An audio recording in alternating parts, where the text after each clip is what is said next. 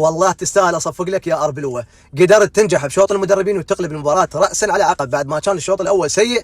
الشوط الثاني اهم شيء اللي عجبني بيك تبديلاتك المبكره، طلعت اسوأ لاعبين بالشوط الاول كامافينجا وغونزالو غارسيا، ودخلت اردا جولر وماستنتونو اللي غيروا شكل الفريق، وبعدها ريال سيطر وسجل وضيع فرص بالجمله. كان المفروض ينتهي الشوط الثاني على الاقل بخمس ست اهداف لو ما انانيه فينيسيوس وبيلينغهام اللي صفر عليهم الجمهور ورادوا يثبتون نفسهم باي طريقه يحاولون يسجلون وكانوا انانيين، وبسببهم ما كانت النتيجه كبيره واكثر من هدفين. لكن انت سويت اللي عليك، تبديلاتك المبكره كلش عجبتني، دخول جولر وماستنتونو كانت تبديلات ناجحه وصنعت الفارق، ودخول سيبايوس من وقت ايضا كان تبديل ناجح.